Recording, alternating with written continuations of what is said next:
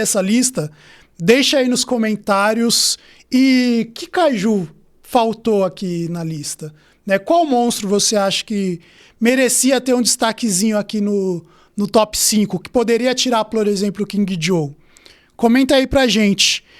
E agora vamos, né, para a lista principal, que são os heróis, né? A gente falou aqui dos monstros mais queridos da franquia, mas a gente tem que falar dos heróis. E nos heróis eu acho que vai ser interessante, porque diferente dos monstros, onde a gente ficou em 3 séries, né, e o Ultraman original dominou a lista, né? A maioria dos monstros aqui que apareceram na lista são do Ultraman original. Nos Ultras, né, a gente vai ter uma diferença e vão aparecer heróis de épocas diferentes, com conceitos diferentes. E eu acho que é aqui que vai ter pano pra manga, vai ter discussão. E é aqui que a gente vai discordar muito do top 5. E eu vou querer ouvir a opinião de vocês sobre, né? Em primeiro lugar, né, o 5º colocado na nossa lista é o Ultraman original. Né, o Ultraman original, a primeira série ali dos anos 60, né, o nosso querido Ultraman Hayata, né, ele é o 5º da lista. Faz sentido ele estar na lista, né? Eu acho que seria um crime a gente fazer uma lista sobre uma franquia tradicional e não colocar o herói que originou a série ali na lista, né? Então o Ultraman original não pode ficar de fora, mas ele ficou aqui na berlinda ali, penduradinho, na 5ª colocação, né? Isso mostra que, embora ele seja um dos personagens mais importantes da franquia, ele não é o mais lembrado entre os fãs, né? Os fãs sabem da importância da série original, do Hayata, mas ele não tá no top 1, né? Ele tá aqui no 5º lugar. Mas é uma posição que é interessante e que nos mostra, né, que essas franquias antigas de Tokusatsu, né, com o passar do tempo, elas ganham novos fãs. Então, o primeiro herói da franquia, ele não necessariamente vai ser o primeiro herói que você viu da franquia, né? E muita gente que não acompanhou o Ultraman original na época de estreia conheceu pelos posteriores, né? Então, muita gente começou a assistir a partir da 2ª série, que é o Ultra Seven. Muita gente começou a assistir a partir do regresso de Ultraman. Aqui no Brasil, inclusive, o regresso de Ultraman é muito famoso, é muito conhecido. Então, se você for falar com o pessoal mais velho de Tokusatsu, tem muita gente que começou a acompanhar a partir do regresso e que até prefere o regresso de Ultraman do que o Ultraman original, né? Mas é isso. Ultraman tá em 5º lugar, né? Marcando aqui de forma bem justa, né, o começo desse top 5. É um personagem que é legal, mas que de fato é a primeira série Ultraman, né? E a gente tinha pouca coisa para falar sobre o que é ser um Ultraman. Então eu acredito que a partir da 2ª série e da 3ª série e da 10ª série, né, a gente tem aspectos que vão sendo adicionados ao que é o Ultraman, que tornam os personagens mais interessantes, né? Então, diferente dos kaijus, que até hoje ainda são meio monocromáticos, a gente ainda tem esse lance de que o kaiju é aquilo e ponto final. Inclusive por isso que o Juggler é o monstro atual que entra na lista, porque ele não é um kaiju. Os Ultramans, eles vão ganhando novas camadas com o passar do tempo, e isso daí talvez até faça justiça, né, do Ultraman original não estar no top 1, né, porque, de fato, os personagens que vão aparecendo nas próximas séries são mais interessantes, talvez, do que o Ultraman original, que fala pouco e também luta pouco, né, e tem poucas camadas, né? E já emendando, né, falando no nosso 4º colocado, é um cara que vai trazer realmente isso que eu tô falando, porque ele é bem oposto do Ultraman original, né? E eu tô falando do herói que é apresentado ali no ano mágico de 2009, né? Então a gente está falando de um salto temporal bem grande da primeira série para cá, que é o nosso queridíssimo Ultraman Zero, né? O Ultraman Zero, ele é de fato um dos mais populares e é de fato um dos Ultramans que mais aparecem na franquia nos últimos anos, mesmo ele sendo um personagem que foi criado ali em 2009, né?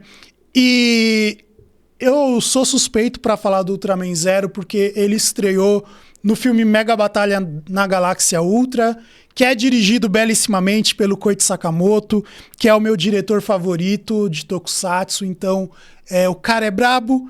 E o Ultraman Zero também é, de fato, brabíssimo, né? Uma das coisas que eu acho que é legal de destacar do Ultraman Zero é que ele foi feito bem pensado para se encaixar dentro da mitologia dos Ultramans. Então eles fazem uma ligação do Ultraman Zero com os Ultramans mais antigos para trazer, mesmo ele sendo um personagem novo, um certo grau de nostalgia.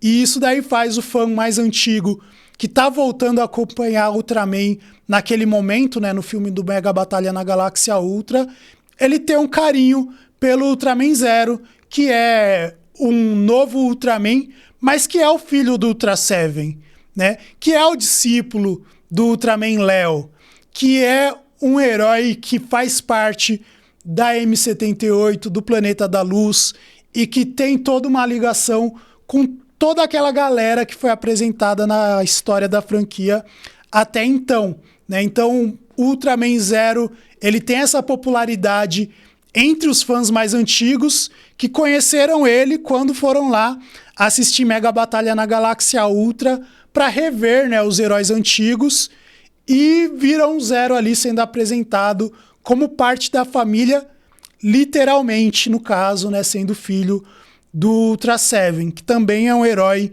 bem popular. Mas aí, falando dos méritos do próprio Zero e de como que ele se posiciona como uma liderança, né, da nova geração de Ultramans, né? O Ultraman Zero, ele tem uma proposta bem diferente do que a gente estava acostumado a ver de Ultraman, que é aquele herói que é bem distante, né, da figura humana e do senso comum de um personagem, né? O Ultraman, ele é um herói que é bem inacessível, né? Que é difícil de você até se imaginar como um Ultraman, né? Diferente daquele conceito de Homem-Aranha, né? Onde tem o clichê de que pode ser qualquer um debaixo da máscara e que vai ser utilizado, de certa forma, para reinventar o personagem de tempos em tempos. O Ultraman, ele é literalmente um gigante de luz que veio de outro planeta e que tá lá para salvar a humanidade. E que os humanos não conseguem se comunicar com ele de forma direta e não entendem ele, não sabem quem ele é. E tem todo um mistério por volta do personagem que torna ele praticamente um deus, né? E isso daí é algo que vai ser trabalhado na iconografia do Ultraman, né? Ele é uma figura extremamente imponente. Mas aqui no Zero, ele é apresentado como um protagonista de shonen de lutinha mesmo, né? Então, o Ultraman Zero, ele é o filho do Seven, então tem esse lance da diferença de idade entre ele e os Ultramans mais antigos, que é colocado como parte da história do personagem e que traz para o personagem uma camada, por exemplo, de imaturidade, que vai ser colocado ali nesse primeiro momento como parte da personalidade do Zero, né? Então, o Zero, ele tem uma liberdade meio adolescente, que torna o personagem mais agradável e mais fácil de se relacionar, mais fácil de se conectar, mais fácil de a galera fazer amizade com ele, né? E querer ser o Ultraman Zero, para além de enxergá-lo como um deus. E o filme Mega Batalha na Galáxia Ultra, dirigido belíssimamente pelo Koichi Sakamoto, é um filme que os Ultramans são apresentados como Ultramans no universo, né? É um filme que não se passa aqui no planeta Terra Então, a gente vê uma sociedade de Ultraman sendo projetada ali na tela, no filme inteiro. E isso daí eu acho que até ajuda a reforçar esse lance de que a gente pode se identificar com os personagens, né? Porque como não tem aquele momento muito forte, né, de apresentar o Ultraman contracenando com os humanos e toda essa diferença entre eles, né? Tem humanos ali no filme, mas não é essa a proposta, né, de apresentar a diferença entre os Ultramans e os humanos. O Ultraman Zero acaba sendo, de fato, o personagem que o fã que está assistindo o filme vai se conectar e vai ter ali como olhar, né, para aquele universo, né? Então eu acho que isso tudo ajuda o Ultraman Zero a estar aqui entre os heróis mais populares, além de que o Ultraman Zero é maneiro demais, né? E tem todo aquele lance de ele ser apresentado como um rival do Belial, que é o maior vilão aí da nova geração, inclusive. O que traz também uma temática ali de shonen de lutinha que funciona muito bem pro fã mais novo, né? Inclusive ali na época, ali nos meados de 2009. Então Zero tá aqui em quarto lugar, né? Inclusive eu me surpreendo com o Zero tá em quarto lugar. Eu achava, na época que estavam fazendo a pesquisa, que o Zero seria de fato o primeiro lugar no pódio, tá? Eu achava que o Zero ia ser o top 1, né? Mas ele tá aqui em quarto lugar. E em terceiro lugar temos o discípulo do Zero, né? O Ultraman Z, né? O Ultraman Z é um personagem que é completamente inspirado no Zero, né? Não tem jeito. E isso daí reforça, né, a popularidade do Zero, né? O Z, que é o autoproclamado discípulo do Zero, tá aqui na lista. E isso daí é mérito do Zero, de certa forma, né? Porque o Zero, ele meio que é o paizão da nova geração, né? Ele é o cara que vai fazer essas séries aí serem populares, que vai trazer os fãs antigos para acompanharem essas séries. E é o cara que, como personagem ali no universo da série, vai ter esse papel forte, né, de mentoria e de ser o senpai dos ultras mais novos, né? No caso do Z, é um personagem bem interessante porque ele pega esse conceito do Zero de ser um Ultraman mais familiar, mais fácil de se identificar e coloca isso no que faltou, né, nas séries mais antigas, que é na interação entre o Ultraman e o humano, né? Então, em Ultraman Z, a gente tem ali uma relação, de fato, de amizade, né, entre o Zeto-san e o Haruhi, que é o protagonista humano da série, né? Então, a gente tem todos os momentos ali dos personagens conversando entre si, que é algo que, por exemplo, né, no Ultraman original não acontecia, né? Não acontecia esses diálogos entre o Ultraman e o humano. Eles só dividiam o corpo ali, tinha uma relação de simbiose, mas não eram amigos, de fato, né? Já que no Ultraman Z, isso daí vai ser parte do cerne ali da história, né? A relação do Z com o Haruki e com os outros personagens da série também, que vão ter um certo grau de admiração pelo Z, embora não vão interagir diretamente com ele, né? Mas essa relação do Z com Haruki, eu acho que é o que faz o Z ser tão querido. E a própria relação do Z também com outros Ultramans, como é o caso do Zero, né? O lance dele ser o discípulo do Zero e dele dobrar a aposta do Zero e ter uma personalidade ali quase que pré-adolescente, né? Eu acho que faz o Z ser de fato um personagem bem interessante e que a galera mais nova, né, gosta muito, né? Eu acredito, né, que provavelmente o Z tá aqui principalmente por conta do pessoal mais novo que participou ali da pesquisa, né? Das crianças que também votaram ali, também opinaram na época. E o Z estar aqui na lista, né, já já traz um ponto legal que a gente tem momentos bem diferentes de Ultraman aqui na lista já. Então, o Ultraman original, a gente está falando de anos 60, começo da franquia. Ultraman Zero, a gente está falando ali dos anos 2000, né? Metade dos anos 2000, numa época que nem era série de TV, eram filmes de Ultraman. E o Z, a gente está falando já de 2019 ou 2020, que é já os tempos modernos de Ultraman, né? Já é a série New Generations, que começou ali com Ultraman Ginga. Então o Z realmente representa o Ultraman de hoje. O Zero é o Ultraman que marcou a minha geração, né? A minha época. E o Ultraman original é o Ultraman que os tiozinhos, né? Os idosos que acompanham o Tokusatsu votaram nele, né? Então, a gente aqui tem várias gerações de fãs de Ultraman participando e votando, né, no seu favorito. Diferente da outra pesquisa, onde só tinha monstro antigo e o Juggler ali meio deslocado na lista, né? Aqui não. Aqui a gente tem o Ultraman Z, que é talvez o favorito dos fãs de 15 anos hoje em dia, né? A gente tem o Zero, que é o cara que já tá com uns mais de 20, quase 30, e a gente tem o Ultraman original, que é para os fãs mais idosos, né? E agora falta, né, a gente completar o top 5 com as medalhas de prata e de ouro, né? O Ultraman Z tá aqui com a medalha de bronze, né? A medalha de bronze tá na New Generation, né? Que é a geração mais atual.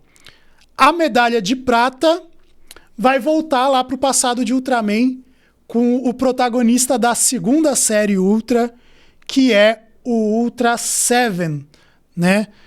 O Ultra Seven é legal ter ele aqui na lista, primeiro, porque é uma série que passou aqui no Brasil, né? Assim como o Ultraman original e o Regresso de Ultraman. Então a galera brasileira tem um carinho pelo Ultra Seven também.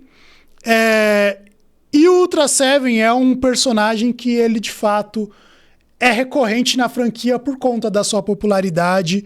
E tem o lance que é difícil de acontecer nas séries tradicionais de Tokusatsu, que é a segunda série ser mais popular do que a primeira, né? E isso daí é uma realidade em Ultraman, aparentemente. O Ultra Seven ele é mais querido do que o Ultraman original. E os fãs que viram na época, muitos têm uma memória afetiva maior com o Ultra Seven do que com o Ultraman, só Ultraman, né? Que é o nosso queridíssimo Ultraman Hayata. O que eu acho que é, de fato, bem curioso. Né? É bem curioso. Né? Entre os pontos que a galera mais destaca, né, diferenciando o Ultra Seven do Ultraman, aqui no Brasil, pelo menos, é que o Ultra Seven ele tem um quesinho exploitation ali, né? Porque é um Ultraman que apela um pouco mais para a violência do que o seu antecessor. Então acaba tendo cenas que são extremamente marcantes e que a galera não consegue tirar da memória, né? Então tem momentos icônicos ali na série do Ultra Seven e que, de fato, o fã mais antigo vai lembrar, né? Mas, para além disso, né, o Ultra Seven ele ganhou algumas releituras com o passar do tempo e isso daí ajuda o personagem a manter a popularidade, né? O lance dele ser revivido de tempos em tempos, com novas produções sendo feitas, pensadas diretamente pro Ultra Seven, né? Que é algo que o próprio Ultraman original ganha menos, né, do que o seu sucessor. O que é bem curioso de fato, né? Se a gente for comparar com Kamen Rider, né? A galera até reclama, né? Porque sempre lembram do primeiro Kamen Rider, né? Do nosso Ichigão da massa, sempre que vai fazer alguma coisa. Mas no caso de Ultraman, não. No caso de Ultraman, a gente teve várias releituras do Seven e a gente agora, né, tá tendo releituras de outras obras da franquia e coisas sendo criadas, pensadas para compor o universo de outras obras da franquia.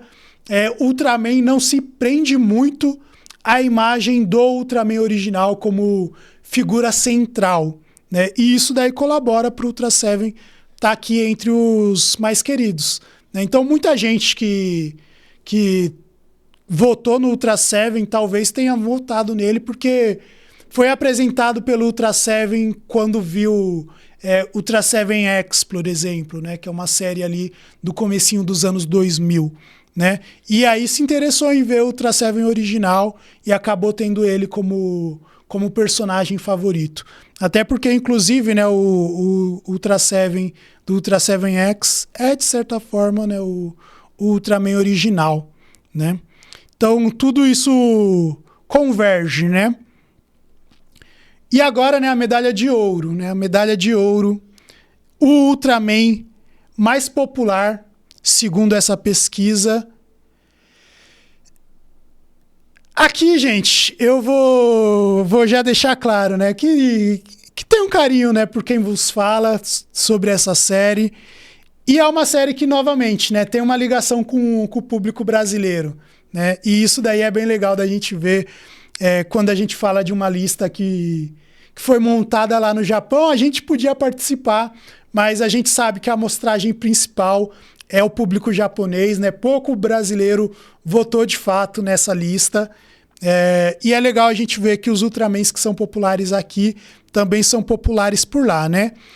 E aqui entra mais uma geração de Ultras na lista, né? Uma geração que estava faltando entrar aqui vai entrar, finalmente, né? Que é os Ultras ali do comecinho de Era Heisei, né?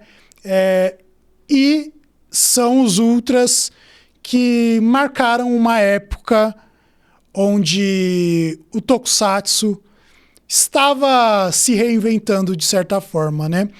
A medalha de ouro na lista dos Ultras mais populares vai para o Ultraman Tiga, né? Ultraman Tiga é a série que marca o retorno do Ultraman como série de TV ali nos anos 90, né? Ele é o primeiro, a gente pode chamar ele de primeiro Ultraman Heisei, né? Ele é essa estreia desse novo momento da série Ultra e também ele é o marco ali de um início de uma trilogia que é a trilogia Tiga, Daina e Gaia, né? O famoso TDG, que foi homenageado aí pela Tsuburaya recentemente aí, com a marca de 25 anos dessa série, né? Ultraman Tiga passou aqui no Brasil na TV aberta, na Record, na época, ali nos anos 2000, né? Comecinho dos anos 2000, um pouco depois da série ter sido exibida lá no Japão, né? É a série de 96, que curiosamente é o ano que eu nasci, né? Então, no ano que eu nasci, Ultraman estava renascendo na televisão japonesa com Ultraman Tiga. E é uma série que é de fato muito boa e que tem personagens muito carismáticos e muito interessantes, né?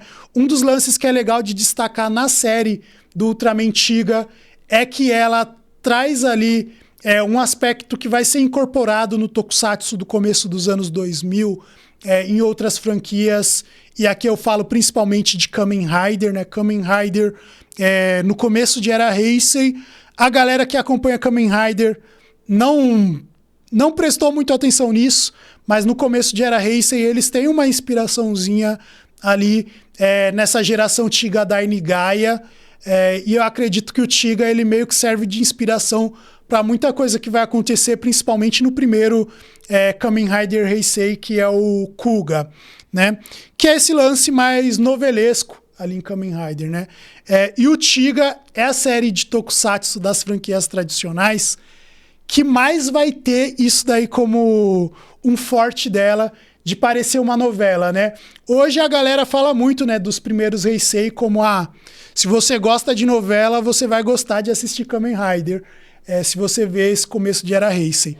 Mas o Tiga é, de fato, uma novela em tudo que a gente possa imaginar, né? Não só na forma como a história é contada, mas nos próprios temas que eles resolvem colocar ali na história. Tem todo o lance de ser um Ultraman, que a gente tem um romance muito forte sendo trabalhado ali na história. tem todo um quê dos personagens serem retratados de um jeito que é interessante para um público mais adulto, né? E isso daí vai colaborar para essa parte do romance entre os personagens principais, né? A gente tem uma mocinha e um herói que, de fato, tem uma relação ali, tem um flertezinho, é um casalzinho, né? Que é algo que faltava ali nas séries do começo e que hoje também é bem raro da gente ver sendo tratado como tema principal numa série de Ultraman, né? Para além disso, né, o Ultraman Tiga, ele tem toda uma mítica por trás do personagem que é diferente do que a gente via no Ultraman até então, né? O Ultraman Tiga, ele é um Ultraman ancião, né? É um Ultraman ancestral que já estava aqui na Terra há milênios atrás.